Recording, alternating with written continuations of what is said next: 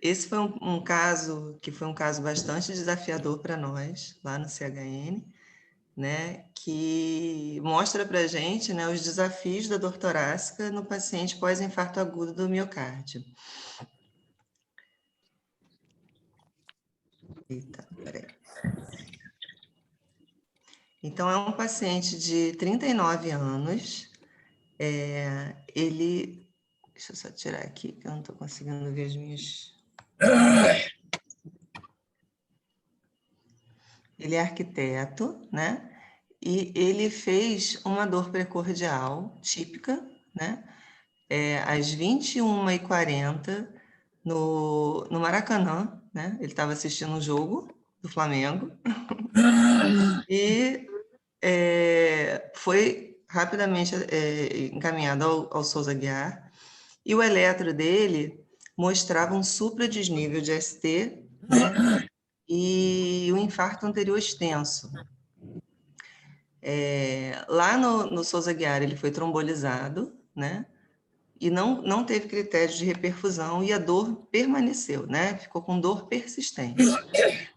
De HPP, ele tinha uma hipertensão leve, usava apenas etanolol, 50 mg dia, era tabagista, 5 maços ano, e tinha uma história fortemente positiva para a doença coronária, que o pai faleceu aos 67 anos de infarto, ele fez uma morte súbita.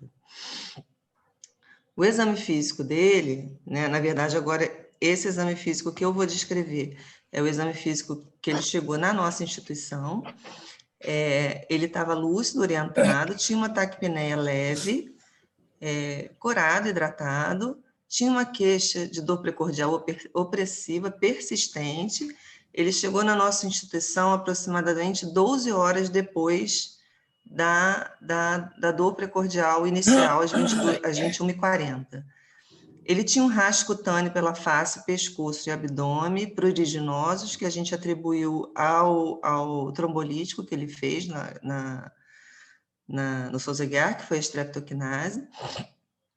E ele tinha uma pressão de 150/90, estava taquicárdico, 94 de batimentos, saturava a 95 em ar ambiente, a ausculta cardíaca, a princípio, era normal, e o restante sem outras alterações, exceto um hematoma no membro superior esquerdo, que também a gente atribuiu ao trombólise.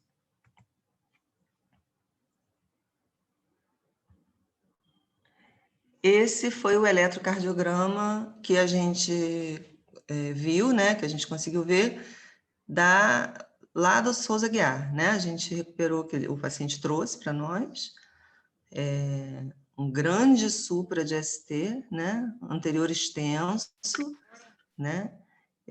Inclusive aqui com supra de AVR, né? Que mostra para a gente, indica para a gente, né? Que provavelmente ele tinha uma lesão proximal grave.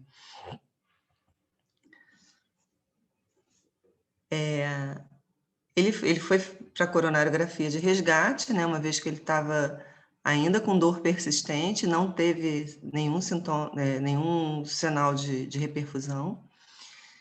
E, de fato, né, como a gente viu no eletro, ele tinha uma DA ocluída proximal, praticamente ostial, e com discretas colaterais. Quer dizer, como ele era um paciente novo, né, 39 anos, a gente imagina que ele ainda não tinha colaterais bem desenvolvidas, né? Tinha uma lesão de CX de 40% no terço médio, mas bem discreta, na verdade, revendo o exame, o Falcão ainda deu 30%, 40%, e também 30% da coronária direita proximal. Foi feita angioplastia proximal com stent farmacológico, né, angioplastia de resgate, e o fluxo, inicialmente, não ficou lá um fluxo muito bom. Foi um fluxo TIMI 2 a 3, um fluxo um pouco lento, e foi essa conduta da hemodinâmica. O laboratório dele, ele tinha um hematócrito normal, hemoglobina normal, um leucograma uma discreta leucocitose, como a gente costuma ver no infarto, né, sem desvio, plaquetas normais, INR, né, o coagulograma normal, e o restante também sem muitas alterações, exceto pela troponina. A troponina aqui era 5,72 e a nossa referência na ocasião era 0,014, né? Então, era uma troponina bastante elevada. Ups, perdão. Esse foi o raio-x dele da entrada, né? Ele tinha congestão pulmonar, a gente vê, né? Alguém quer comentar o raio-x? Posso seguir? Ele tinha uma congestão pulmonar, né? Bastante, né, significativa. A área cardíaca não chama muita atenção, né? Assim, mostra uma área cardíaca praticamente normal, né? Como paciente cardiológico agudo, né? E com bastante congestão, né? Na verdade, então, assim, um infarto KILIP 2. Ups. O ecocardiograma mostrava aumento das cavidades esquerdas, acinesia de todo o septo anterior, parede anterior, anterolateral e uma disfunção global importante do VE com uma insuficiência mitral e insuficiência tricúspide leves. Então, a conduta depois da angioplastia de resgate, né? Foi feito hidratação venosa com parcimônio, já que era um KILIP 2. Foi feita nitroglicerina venosa, a pressão dele permitia. Foi feito morfina, suporte de O2, iniciado IECA em dose bem baixa. E não iniciamos, a princípio, o beta-bloqueador pelo risco de choque cardiogênico. Enoxaparina plena e dupla antiagregação com AS clopidograma. Oh, meu Deus. A evolução em 24 horas mostrou uma dor torácica ventilatória dependente com uma pressão normal, né, 11 por 6, mais ou menos, taquicárdico, né, uma frequência de 112, desculpe, ainda taquipneico, né, e saturando 93%. Nesse momento, a gente já via uma B3, né, a gente já via, pelo exame físico, um sinal de insuficiência cardíaca, né, crepitava, mantinha a crepitação das vasos pulmonares, da base pulmonar direita principalmente, mas era bibasal. O raio-x mantinha a congestão pulmonar e apareceu um derrame pleural à esquerda. O laboratório mantinha aquela leucocitose, né, que é comum no infarto, e a troponina permanecia elevada, enfim, né, um lactato um pouquinho aumentado. O ultrassom, né, a gente tem esse hábito, né, lá é uma rotina, na verdade, né, na cardio intensiva, de todo paciente que tem insuficiência cardíaca, a gente faz o ultrassom point of care, né, para a gente avaliar o grau de disfunção, né, e o grau de congestão pulmonar, né, e isso ajuda a gente bastante no manejo de drogas, principalmente no manejo diurético. Então, foi visto um derrame pleural, um derrame pericárdico leve já, né? Porque com ultrassom a gente também pode avaliar o pericárdio, né? Não tinha sinal de restrição diastólica, já que era um derrame pericárdico leve, e uma cava mais cheia, né? Mostrando para a gente que o paciente de fato estava congesto e cabia mais diurético para ele naquele momento. Então, assim, né, um paciente que 24 horas depois surge com uma dor torácica pós-infarto, né, após a gente fazer uma intervenção, né, uma das primeiras preocupações que a gente tem, né, todo cardiologista tem, é que o que aconteceu com aquele stent, né? porque acabou de colocar um stent, e aí o paciente evolui em 24 horas com dor torácica.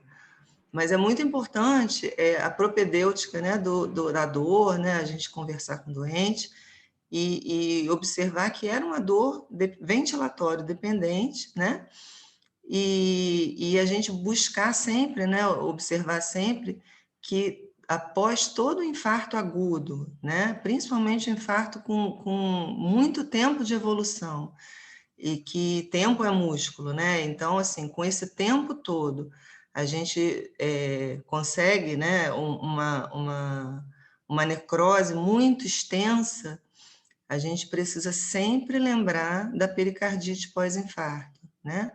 Porque não é incomum esses pacientes que fazem dor torácica pós-infarto, né, principalmente logo depois de uma intervenção, retornarem ao laboratório de hemodinâmica preocupados com o stent, né?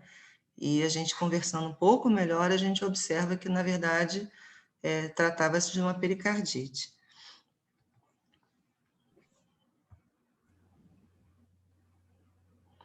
Então, a conduta terapêutica, de fato, né, foi aumentar o diurético, né, por conta daquilo que a gente já avaliou, né, em relação ao ultrassom point of care, perdão, desculpe.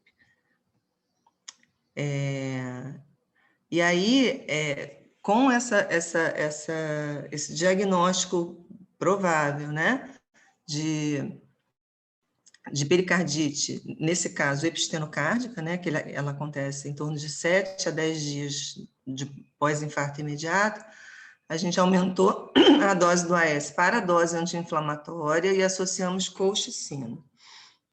Ô, Kátia, poderia fazer uma perguntinha? Claro. Tá?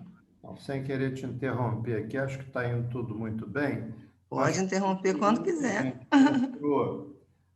Assim, durante o início da apresentação, eu acho que seria talvez interessante você fazer uma pequena, um comentário sobre o seguinte, quer dizer, era um indivíduo que estava no Maracanã assistindo um jogo do Flamengo, né? Então, Isso. provavelmente não tinha história de tratamento prévio, assim, maior nenhum, né?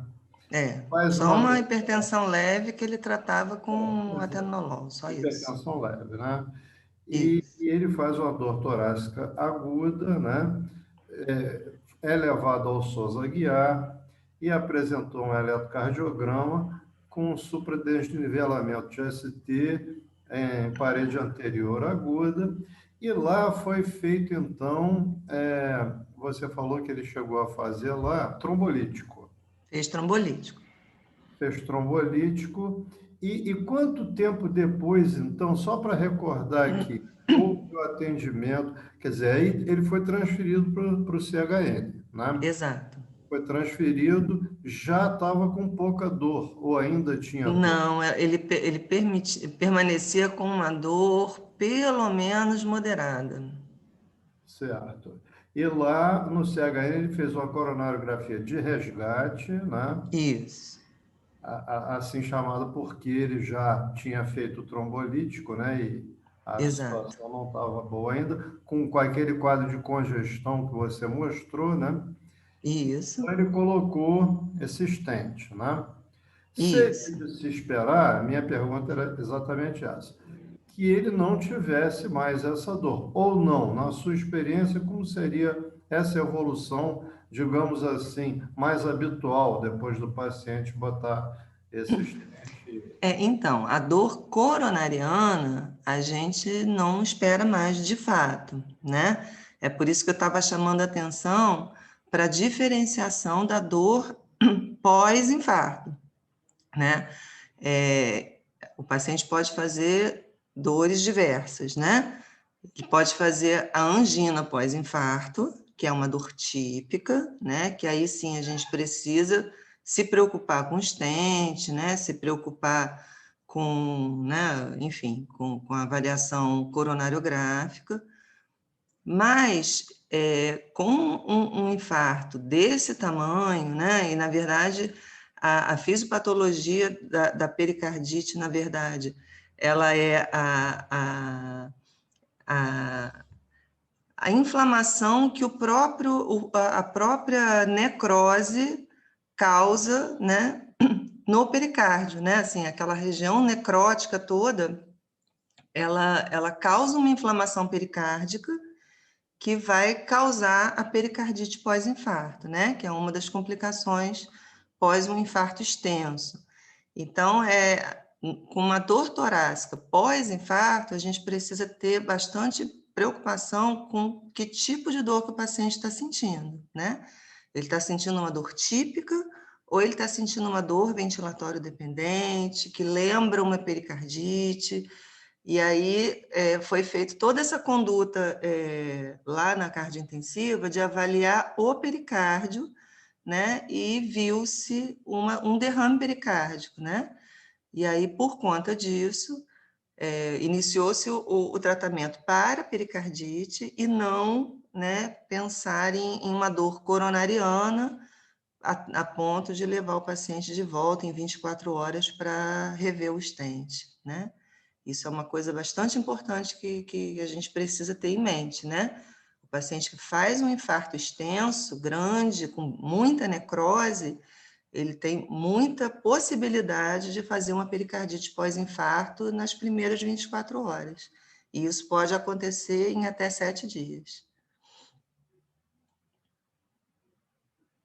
Respondi a pergunta? Respondeu sim, perfeitamente, tá? Obrigado. Então, aí, a conduta foi aumentar o diurético, né, que a gente já tinha visto lá no ultrassom point of care, que a gente ainda tinha bastante congestão. Foi iniciado o tratamento, né, para pericardite epistenocárdica, no caso. Lá no finalzinho eu vou dar uma explicação das várias pericardites pós-infarto, do que a gente pode ter, né? E como ele estava muito taquicárdico, né, com 112 de batimentos, decidimos por iniciar cautelosamente, né, de uma forma bem uma dose bem pequena de beta-bloqueador. A evolução foi a melhora progressiva da dor e da congestão pulmonar, mantendo seu apneico.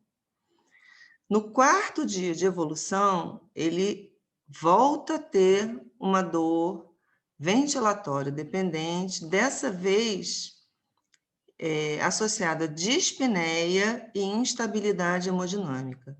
O paciente fez baixo débito e fez 7/3 de pressão nesse dia. Foi até uma coisa bastante súbita, apesar de a gente estar vendo o paciente diariamente, né? O paciente fez um tamponamento cardíaco, né? Apesar do início do anti-inflamatório, em 24 horas, né? O início até bem precoce, e ele precisou ser drenado, fez uma drenagem com pigtail, né? E saiu 435 ml de um líquido hemático, né? Não foi sangue, né? Foi um líquido serohemático, né? Outra complicação do infarto extenso, né? Uma delas é a pericardite, a outra é a pericardite com tamponamento cardíaco, né? E aí ele fez um eco de controle, 48 horas depois, que não tinha outras complicações mecânicas, né? Porque aí a gente precisa pensar em outras complicações, né? Do tipo CIV, do tipo rotura de parede livre, que aí é uma coisa mais dramática, né? Mas a gente precisa buscar outras complicações mecânicas do infarto, né? E ele tinha apenas um derrame leve posterior.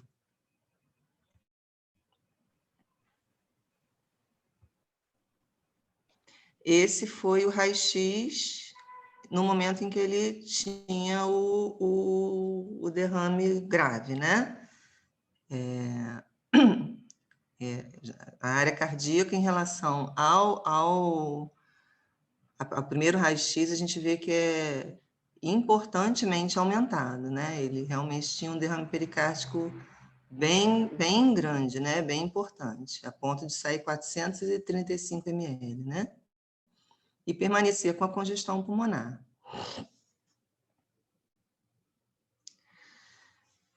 A terapêutica dele, né, após estabilização, foi AS, colchicina, né, foi mantido, clopidogrel, né, heparina plena. O clopidogrel, na verdade, porque o AS estava em dose anti-inflamatória, né? Heparina plena, o beta-bloqueador IECA, da forma que a gente ainda mantinha, né? A gente retornou de forma gradual, porque ele tinha chocado, né? Diurético de alça, espironolactona e vigilância para parâmetros inflamatórios e febre, né? Porque a pericardite pós-infarto, ela pode causar febre, né? Então, a gente buscou diariamente avaliar o VHS e a PCR, né? E alarme de febre nesse paciente, né? Esses exames vieram ao longo da internação caindo progressivamente. Foi pedida uma ressonância cardíaca, tanto para ver a questão da função ventricular, quanto também para buscar outras complicações relacionadas ao infarto agudo, né? Pseudoneurismo, às vezes pode acontecer, e o eco não mostra, né? Então, assim, o que eventualmente o eco pode não mostrar, a gente busca na ressonância.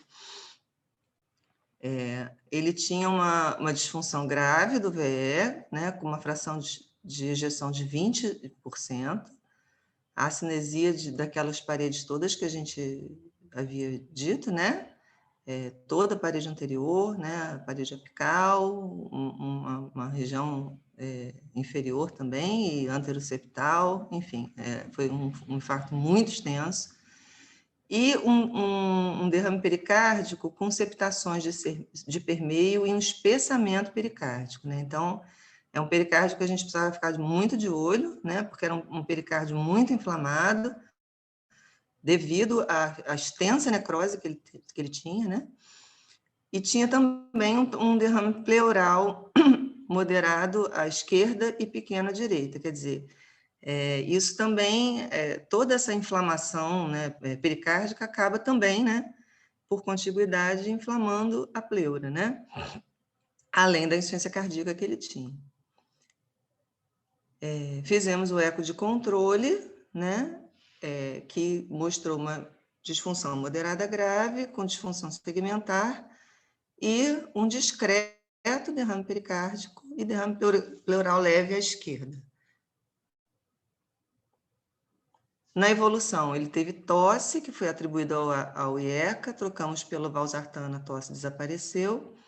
Tinha equimoses e hematomas em sítios de punção.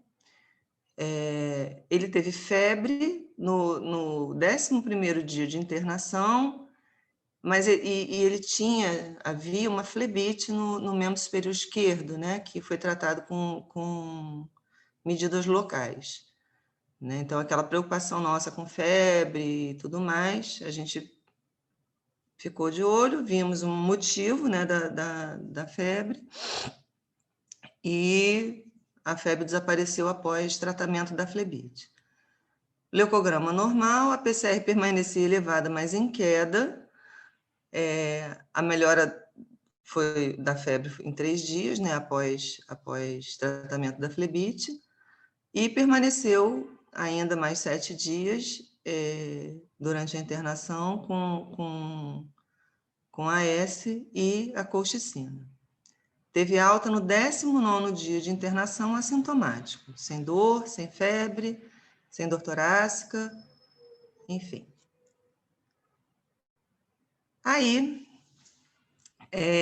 a gente pensa, né, em relação àquela febre anterior, né, que existia uma flebite, né, mas ele retorna um mês depois com uma dor torácica, ventilatório dependente, que melhorava ao sentar-se e inclinar para frente, né?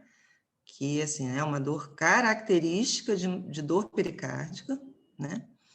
O exame físico sem alterações anteriores, exceto aquela B3 que ele tinha uma disfunção grave do VE, né? E tinha um exame físico de insuficiência cardíaca. O laboratório tinha uma PCR maior do que 10, uma troponina tocada e um VHS de 55. O eco mostrava o aumento de cavidades, a disfunção dele e um derrame pericárdico não restritivo leve. Esse foi o eletro da nova internação dele, né? Ele tem uma QS, né, em toda a parede anterior, né? Ele já tem um ST alterado, né? Então, assim, a gente, para buscar sinais de pericardite, fica um pouco, né, complicado, né? Fica um pouco difícil. Mas, assim, uma das coisas que a gente pode buscar é o infra de PR, né, em D2, e o supra de PR em AVR, né? Mas as duas coisas ele ainda também não tinha, né? A gente não encontrou isso no eletro dele, né? Só realmente um grave infarto, né? Um QS enorme. A hipótese diagnóstica para ele foi, desculpa, está aqui bem na minha frente, síndrome de Dressler, né? Já que aconteceu um mês depois, né? A síndrome de Dressler, ela é basicamente imunológica, né? Então, acontece mais tardiamente, né? Então, a nossa proposta terapêutica foi aumentar o AS novamente, né? Para níveis anti-inflamatórios, colchicina, 1 grama dia novamente, durante 15 dias, inicialmente porque ele ficou esse período conosco, mas, na verdade, a gente usa por mais tempo, né? Pelo menos aí durante 3 a 6 meses, né? E o pantoprazol pleno, porque ele estava duplamente antiagregado. Ele melhorou, né? Desapareceu a dor, né? E teve alta no dia 24/6, assintomático. Aí, mais uma vez, reinternamos o paciente com febre diária, 5 dias antes da internação, dor ventilatória dependente, novamente, exame físico normal, exceto pela B3, VHS de 65 e PCR de 10, né? A única coisa de diferente que havia acontecido na evolução desse paciente é que ele tinha suspendido a colchicina. Ele permanecia com AS em dose anti-inflamatória. E aí, enfim, né?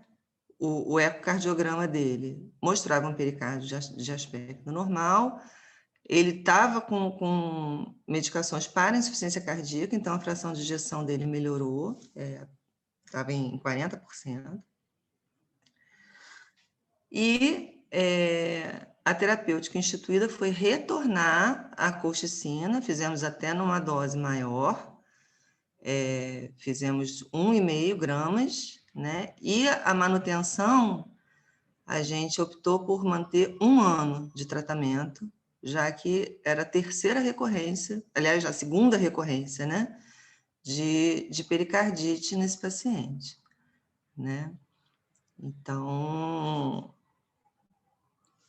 é esse, né? Assim, nosso desafio, né? Primeiro, a gente identificar a dor torácica imediatamente pós o infarto, né? Segundo, a gente saber que a pericardite, né, quando ela acontece, ela recorre, né?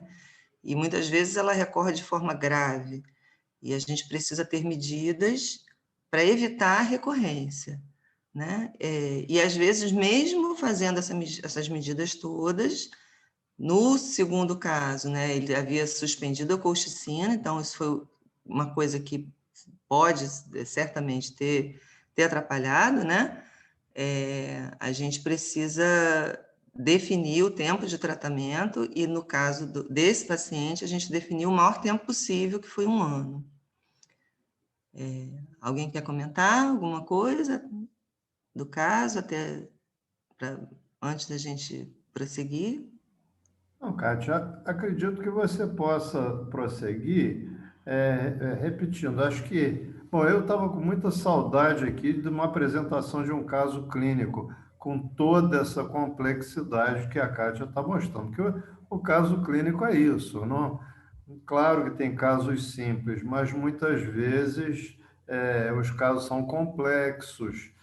Basta ver esse, que era um indivíduo, coitado, que foi ao Maracanã, assistiu um jogo do Flamengo, sai de lá para o Souza Aguiar infartado e evolui com uma dor torácica a esclarecer, que foi muito bem analisada e esclarecida.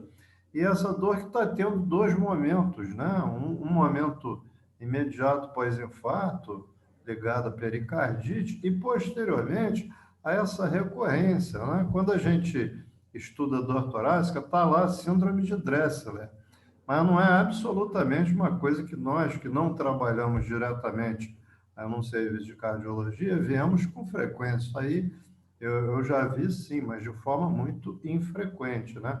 É uma pleuropericardite, na verdade, né?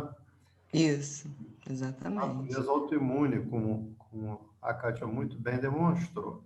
Mas eu acho que você podia seguir e acabar e depois deixar as perguntas para o final. Perfeito, tá ótimo. Eu trouxe assim uma revisão rápida, né, de pericardite pós-infarto, mostrando os vários momentos, né, da pericardite, né, que a gente pode ter, né. Existe a pericardite epistenocárdica, né, que tem um nome bem, bem, né, sui generis, né? E é uma pericardite precoce, né? Ela acontece em 24 horas até 5 dias, né? Até 7 dias a gente considera como sendo epistenocárdica, né? Que ela resulta da reação inflamatória direta da necrose epicárdica ao pericárdio, né? É uma inflamação extensa, né? Uma inflamação importante, né? O miocárdio está sendo destruído naquele momento, então é uma reação inflamatória muito grande. Quando o infarto é extenso, a gente precisa estar de olho, né, e saber que esperar essa complicação imediata, né? Então, em até 5 dias, a gente deve esperar, né, e deve repetir o eco para ver se a gente eventualmente pode estar tendo um derrame pericárdico aí associado, né? E, obviamente, observar o tipo de dor torácica que pode aparecer após a colocação do stent, né? Para a gente não cair na questão de retornar com o doente para a hemodinâmica com um paciente que está tendo uma dor pericárdica, né? E o segundo momento da pericardite pós-infarto é a síndrome de Dressler, né? Que é uma síndrome, né? Que ela é mais imunológica, né? Ela é tardia, ela pode aparecer até 2 semanas ou até meses após instalar o quadro de infarto agudo. Geralmente a febre é baixa e prolongada, né? Ela é aquela febrezinha diária ou até uma febre permanente e tem uma natureza autoimune, né? O tratamento para as duas é o mesmo, né? Anti-inflamatório, colchicina, mas uma vez o paciente desenvolvendo síndrome de Dressler, a gente deve pelo menos pensar em 6 meses de tratamento, pelo menos, né? Perdão, o eletrocardiograma ficou ruim, mas acreditem em mim. O ecocardiograma, né, pode ser normal, ele pode mostrar um espessamento pericárdico, né? E já quando a gente vê um espessamento pericárdico no eco, é porque o pericárdio está bastante comprometido já, né? A gente pode ter derrame pericárdico das mais variadas formas, né? Leve, moderado ou grave, e pode evoluir para tamponamento cardíaco, principalmente a pericardite epistenocárdica, que a inflamação é muito extensa, né? Muito grande, muito extensa e é ativa, né? O Dressler raramente evolui para tamponamento cardíaco. O raio-x de tórax pode ser desde normal até o momento do índice cardiotorácico devido ao derrame. Tratamento, né? É o AS na dose anti-inflamatória, né? Desde 1,5 gramas até 4 gramas dia, né? A gente costuma usar 2 gramas dia, dependendo também do peso do paciente, né? Ibuprofeno na dose de 1.200 a 2.400 miligramas dia. Indometacina, de 25 a 50, de 8 em 8 horas. A indometacina a gente não tem usado. E podemos também usar o naproxeno de 50 a 100 miligramas dia. Sempre associar a colchicina na dose inicial de 1 grama dia a 1,5 gramas dia. Essa dose a gente faz em torno de 7 a 10 dias, depois reduz para meio miligrama por dia para dose de manutenção. Nos pacientes maiores de 70, menores de 70 quilos, ou nos pacientes idosos, em geral, a gente faz a dose inicial já com um comprimido ao dia só, né? A gente não faz a dose de ataque. O primeiro episódio, a gente costuma tratar por 2 semanas, no caso da epistenocárdica, né? Geralmente é o suficiente, mas é sempre importante a gente ver a gravidade da pericardite epistenocárdica que teve, né? Por exemplo, esse caso especificamente, né, que o paciente evoluiu para tamponamento, já dá uma dica que o paciente não evoluiria bem a respeito do pericárdio, né? Então, vale a pena pensar, né, clinicamente, né, nesse caso específico, se não é mais importante nesse primeiro episódio a gente estender um pouco mais o tratamento, né, para tentar evitar a recorrência, né? No caso de recorrência, a gente faz um anti-inflamatório de escolha, né, seja S, naproxeno, por 4 semanas no mínimo, e colchicina por 6 meses a 1 ano. A colchicina, ela tem um papel fundamental de evitar recorrência, né? A gente já inicia o tratamento com a colchicina, né? E ela é fundamental para evitar recorrência, né? A gente vê que no momento em que ele retirou a colchicina, ele repetiu o quadro de pericardite novamente, né? Então, na nossa visão, a retirada foi precoce. E a colchicina realmente é fundamental nesses casos de pericardite, principalmente em caso de recorrência. O acompanhamento, né? Os preditores de alto risco, como a gente citou, né? O tamponamento é uma coisa que a gente tem que ter realmente muita atenção. Paciente que evolui com constricção inicial, né? Então, a gente deve pensar em tratar com maior tempo. E a recorrência, né? A recorrência é mandatório que a gente use por mais tempo, né? E aí a gente pensa aí em 6 meses a 1 ano. Os fatores maiores, ficou um pouquinho fora do esquadro aqui, mas eu vou citar para vocês. Os fatores maiores, né, são febre, maior de 38, miocardite, né, grandes derrames pericárdicos, o início subagudo, tamponamento, né? São coisas assim que chamam muito atenção para a gente, né? E os fatores menores, para a gente ficar de olho, né, em riscos de complicação e de recorrência, são imunossupressão, trauma e uso de anticoagulante, né? Isso são os fatores de risco, né, de complicação e recorrência. E era isso. Era isso que a gente tinha para falar. Espero que eu tenha sido...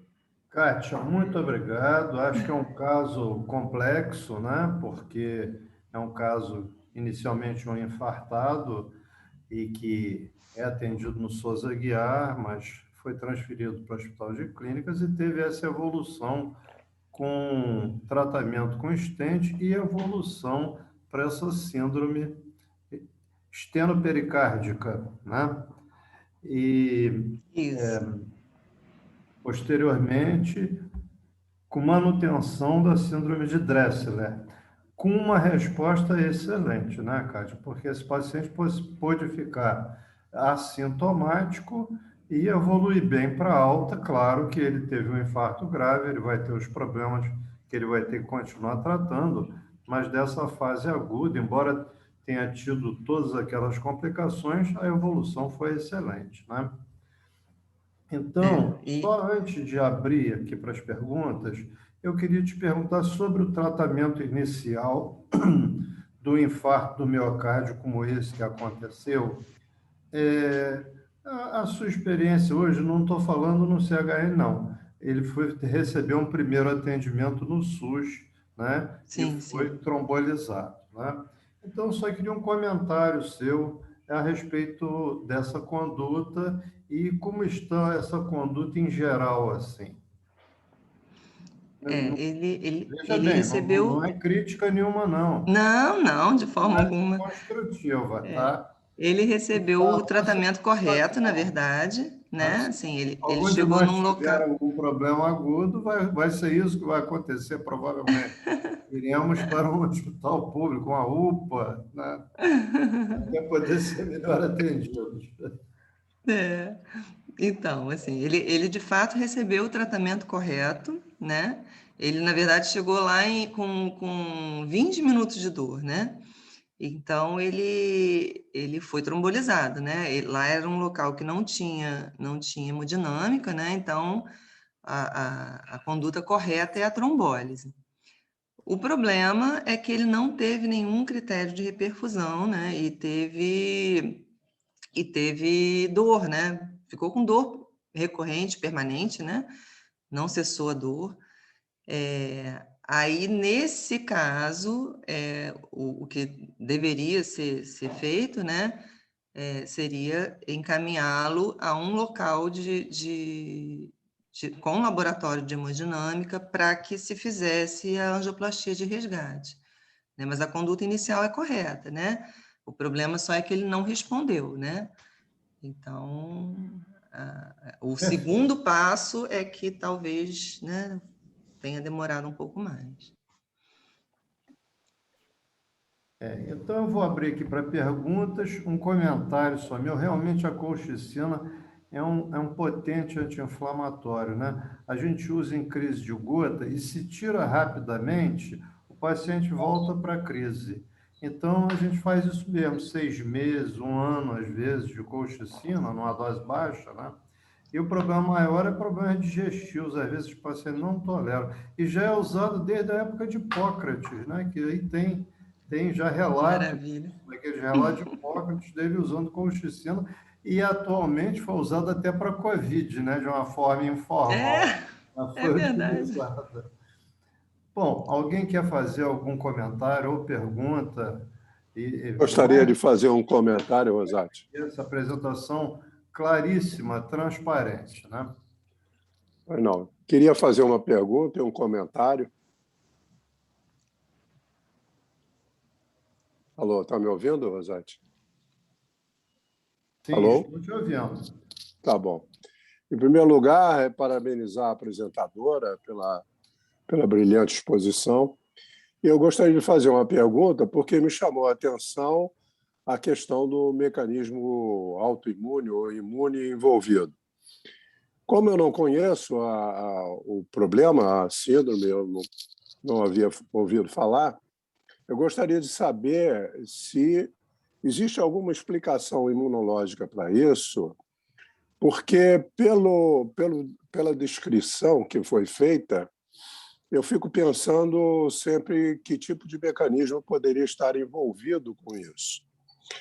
Me chama a atenção que é um problema de natureza local, não houve descrição de fenômenos imunológicos sistêmicos nesse indivíduo, mas eu poderia pensar também que o uso muito precoce de medicação anti-inflamatória, incluindo aspirina, colchicina e anti-inflamatório não esteroidal, poderia ter servido para obscurecer um componente sistêmico disso. Então, o meu raciocínio seria no sentido de que ou isso é uma reação tipo doença do soro, ou seja, o líquido hemático o líquido vamos dizer assim, o substrato necrótico poderia servir de antígeno e numa relação de excesso moderado de antígeno sobre o anticorpo que se formaria, então teríamos uma reação tipo doença do soro, com manifestação só local. Outro tipo imunológico seria uma reação citotóxica, eu acho muito pouco provável que tenha havido. Uma reação de nível celular também acho pouco provável.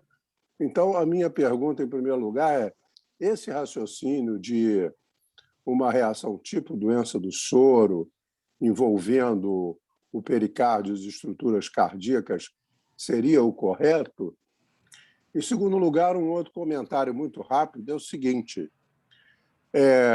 na década de 60, o Gilberto Cardoso Filho, então presidente do Flamengo, sofreu um infarto, e do qual, inclusive, veio a falecer, durante um jogo de basquete entre o Flamengo e o Fluminense. O jogo estava empatado e o Fernando Brobró, aqui de Niterói, que faleceu há algum tempo atrás, fez uma cesta praticamente no meio da quadra. O Gilberto Cardoso Filho infartou, foi levado para o hospital, mas faleceu. Então, se isso fosse atualmente, provavelmente o tratamento seria outro e talvez ele tivesse morrido de velho. Mas fica um aviso: atenção, torcedores do Flamengo. Exatamente. Isso aí é uma paixão, hein? Haja coração. Eu sou flamenguista também. Então, esse é o meu comentário. Muito obrigado aí.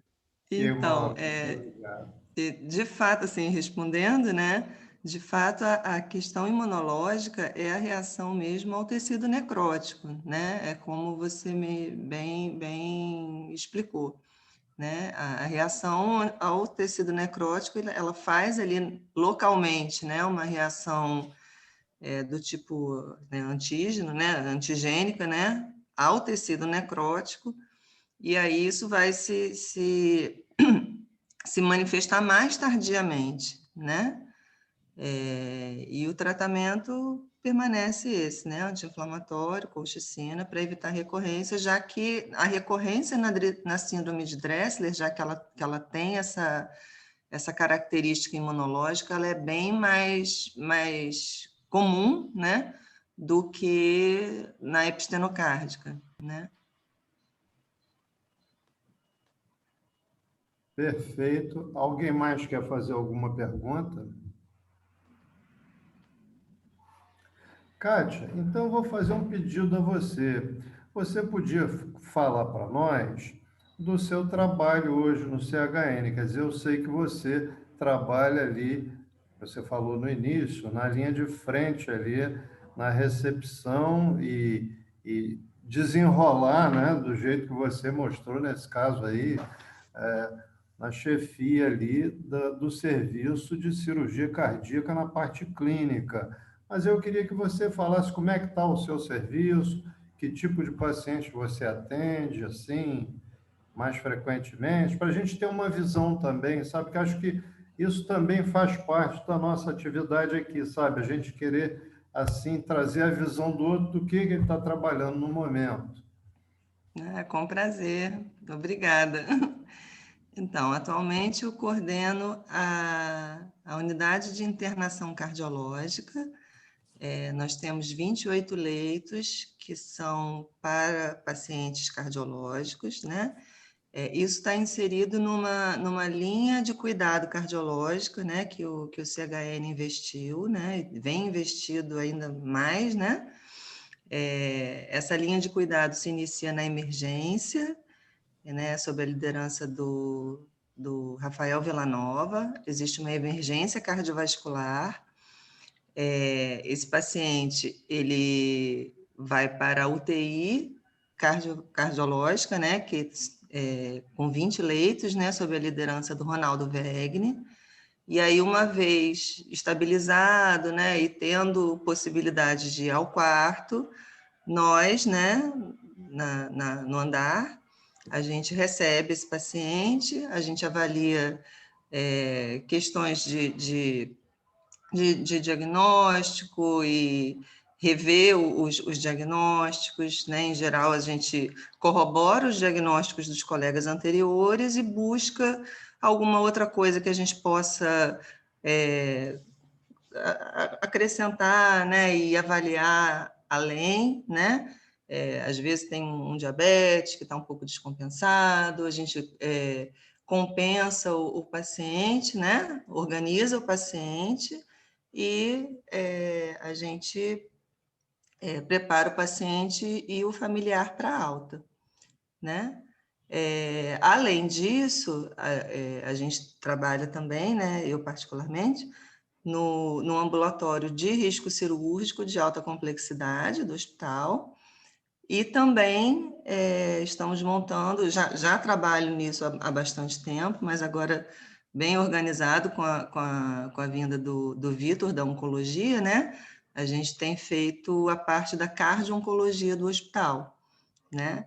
Então, pacientes oncológicos, né, que precisem do suporte do cardiologista, né, eventualmente cardiotoxicidade, né, ou alguma avaliação, essa avaliação sou eu que faço. Perfeito. Não é pouca coisa não, hein, Kátia? Quer dizer, você prepara todo o paciente para a cirurgia cardíaca, né? E está fazendo agora esse ambulatório também da alta complexidade, quer dizer, o paciente que for precisar de cirurgia no hospital, poderá marcar Isso. aí que tiver estável, ambulatorial, poderá marcar Cirurgias não previamente com cardíacas, você, né? exato, exatamente. E não falta, infelizmente, doentes de alta complexidade, né? É Para serem verdade. tratados. O serviço eu conheço lá, o serviço é muito bom não, é excelente.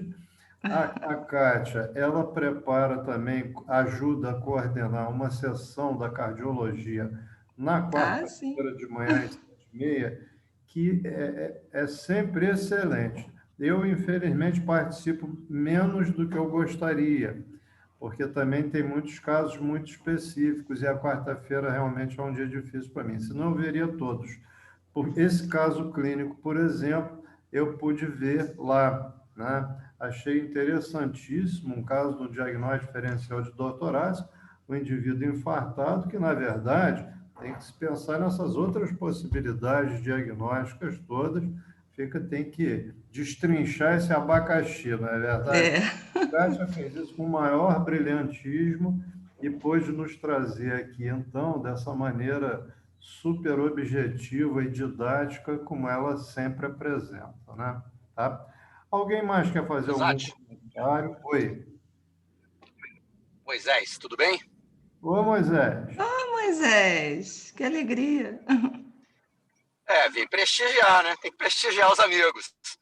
Além de prestigiar a sessão, né? Que eu tenho tentado cada vez mais estar presente aqui às terças-feiras, né? O Rosati tem coordenado e escolhido muito bem os temas. Peço só desculpas aqui, porque eu ainda estou em trânsito, mas eu só queria acrescentar o que a Kátia falou. A Kátia, às vezes, é um pouco humilde, mas ela hoje tem um papel importante também no CHN, ao lado da Ana Luísa e do próprio Ronaldo Wegner, na condução dos casos de insuficiência cardíaca, né? Esse ano, a gente já vinha aí com uma linha estratégica e hoje, com a chegada do Marcos, que é o nosso novo diretor, que também é cardiologista, o Marcos Vinícius, hoje há uma proposta do hospital ter aí uma excelência, né? Um centro de excelência em insuficiência cardíaca. Então, a Kátia, ao lado da Ana Luísa, ao lado do Ronaldo, ao lado do Rafael Villanova, eles estão fazendo um trabalho aí muito bom no sentido de tentar fazer com que o nosso hospital seja uma referência estadual e talvez até nacional no tratamento da insuficiência cardíaca. Então, eu acho que esse é um ponto muito interessante, até porque tem promovido algumas mudanças até no próprio funcionamento interno do hospital. Então, Kátia ainda tem mais isso também aí na responsabilidade dela. Só queria acrescentar. Perfeito, Moisés. Lembrou bem, Kátia, essa pessoa que se apresenta assim de uma maneira tão gentil, né? Então, mas sim, assim, às vezes até como você falou, né? Um pouco modesto, mas a gente conhece. Exatamente. Sabe bem que o trabalho dela Como quem quer nada. Grande, né? É brilhante mesmo. Eu nem sei se ela é mineira, mas ela se comporta como se fosse, né? Mineirinha quieta, calada. Rosati, Oi. eu Pode queria... bom dia a todos. Eu queria fazer uma pergunta à Kátia. Parabéns pela sua apresentação, Kátia. Eu tenho uma dúvida em relação à constricção. Eu já até fiz essa pergunta aí pela internet, mas seria indicado para esse paciente, já que ele teve uma recorrência em 2 internações, iniciar corticoide para ele não desenvolver a constricção no futuro? E a outra coisa que eu quero dizer, acrescentar ao tratamento, é que ele deve deixar de ser flamenguista, porque senão ele vai ter outro infarto novamente, entendeu? Mandou bem, Ricardo, mandou bem. É impossível isso, impossível. Impossível. Mas, então, em relação ao corticoide, os trabalhos que a gente vê, né, relacionados a pericárdio e corticoide, mostram para a gente que o corticoide aumenta a chance de recorrência, né? Então, assim, como ele não teve uma pericardite constritiva, né?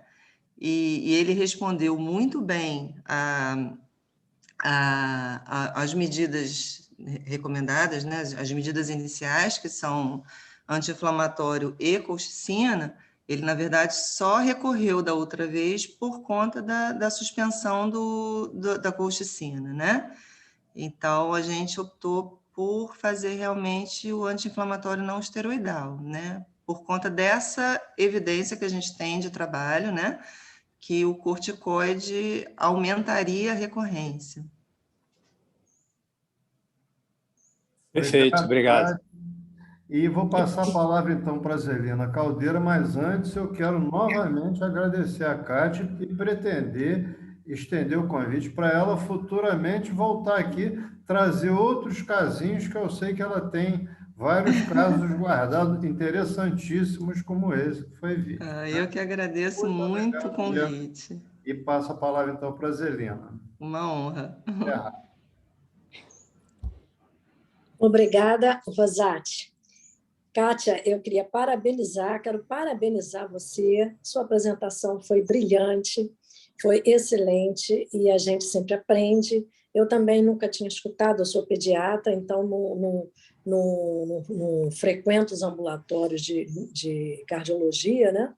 Nem as emergências de cardiologia, também não conhecia essa síndrome, e é bom, a gente vai aprendendo sempre. Medicina tem isso, né? Medicina é uma coisa gostosa de se estudar, gostosa de ouvir as palestras. Eu gosto de assistir de qualquer especialidade, porque a gente sempre aprende E a medicina é isso. Eu digo até que eu acho que eu gosto mais de estudar medicina do que de fazer medicina. É uma coisa, realmente, é algo muito bonito. E você apresentou de uma forma muito didática, muito prática. Isso aí foi brilhante, a sua apresentação. E também parabenizar lá o serviço do CHN. A gente vem acompanhando essa evolução do hospital, esse crescimento do hospital, e é muito importante para a nossa cidade que tenhamos um serviço recomendado, um serviço respeitado, e como falou Moisés aí, de repente ser uma referência nacional. Isso nos orgulha, né? Nos dá orgulho, e para a nossa cidade isso é muito bom, e ainda mais que são os nossos amigos que estão lá, aí nós ficamos mais contentes ainda, né? Então, mais uma vez, Rosati, você soube muito bem, como sempre, né, escolher as apresentações, e isso muito nos orgulha também na Associação Médica Fluminense. E a casa está aberta para todos que queiram participar das atividades. Essa reunião do Rosati tem trazido excelentes palestrantes, e não só os palestrantes, mas aquelas pessoas que estão assistindo, que nós vemos colegas brilhantes aí, professores, colegas respeitáveis e muito mais. E também estudantes. Então, é importante que a gente traga o estudante, o interno, né? O residente, para começar a participar dessas atividades e, com certeza, no futuro, conduzir isso tudo. Um abraço grande, muito obrigada, Kátia, e obrigada a todos pela participação. Eu que agradeço, uma honra. Muito obrigada. Quero agradecer a todos, então. A presença de todos é que dá ânimo para a gente continuar fazendo as reuniões, né? E esse nosso encontro aqui semanal, ou às vezes quinzenal, tem sido só possível pela presença de todos. Kátia, então, mais uma vez, muito obrigado, está excelente. Obrigado a todos e até a próxima, que vai ser a palestra do Ricardo Onofre, tá? Como eu já divulguei lá no site. Até logo para todos, bom dia. Bom dia a todos. Bom dia, muito obrigada. Até a próxima, se Deus quiser. Até a próxima. Bom dia a todos. Tchau, bom dia.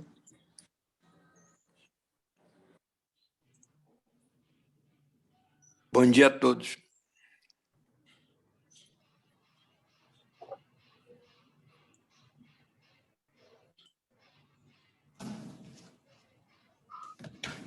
Bom dia, João Carlos Souto. Bom dia, Lúcia. Bom dia a todos.